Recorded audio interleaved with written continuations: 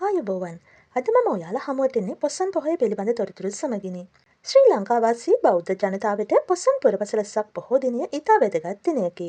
අප සිදුහත් බෝසතාණන් වහන්සේ උතුම් වූ සම්බුද්ධත්වයට පත් වී සිව්වන සතියේ රුවන්ගේ වැඩ හිඳිමින් ධර්මය මෙනෙහි කරන අවස්ථාවේ උන්වහන්සේගේ ශරීරයෙන් සවනක් ගන බුදුරැස් විහිදීම සිදු වූයේත් පොසොන් පුරවසළසක් පොහෝ දිනයකදීය.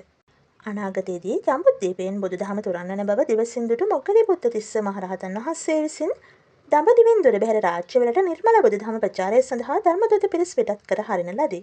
එහිදී අනාගතයේ බුදුදහම සුරැකෙන එකම රට ශ්‍රී ලංකාව බව දැන සිටි උන්වහන්සේ ශ්‍රී ලංකාව කෙරේ විශේෂ අවධානයක් යොමු කළ අතර අශෝක අධිරාජ්‍යයාගේ ඥාතීත්වයේ ඇති පිරිසක්ම මෙරටට බුදුදහම රැගෙන සඳහා සහභාගී කරවීමට උත්සුක වී තිබේ. ඒ අනුව රාජකීය ධර්මදූත පිරිස වන මිහිඳු මහරහතන් වහන්සේ ප්‍රමුඛ ඉට්ටිය උත්තිය සම්බල බද්දසාල යන හිමිවරුන්ද සුමන සාමණේරයන් වහන්සේ සහ බණ්ඩුක නම් අනාගාමී උපාසකතුමාද බුද්ධ වර්ෂ 236 පොසොන් පුර පසළොස්වක පොහෝ දිනයකදී මෙරටට වැඩම කරවන ලදී. ලක්දිව මිස්සක පව්වේදී මිහිඳු මාහිමියන් ඇතුළු ධර්මදූත පිරිසට දේවානම්පිය තිස්ස රජු හමු විය. එම අවස්ථාවේ මිහිඳු හිමියෝ අඹ පැණිය සහ ඥාති පැණිය ඉදිරිපත් කරමින් රජුගේ බුද්ධිය පරීක්ෂා කළ අතර එය ලොව පැරණිම ලේඛනගත බුද්ධි පරීක්ෂණය වෙයි.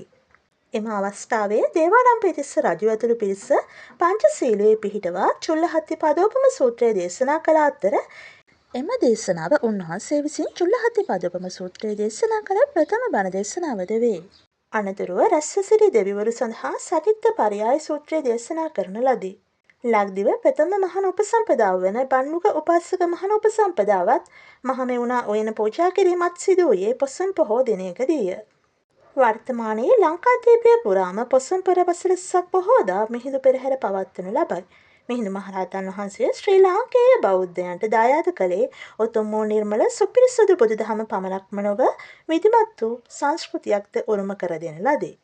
මේ වීඩියෝ එකට ඔයා කැමති නම් මගේ දැනුම පොතක් YouTube channel එක subscribe කරන්න, like කරන්න, comment කරන්න වගේම අනිත් අයටත් දැනගන්න share කරන්න අමතක කරන්න එපා. මගේ වීඩියෝ නැරඹුව ඔයාලට බොහොම ස්තුතියි. නැවතත් දැනුම පිරුණු අලුත්ම වීඩියෝවක් සමගින් ඔබ හමුවන බලාපොරොත්තු වෙමින් අදට සමුගන්නවා.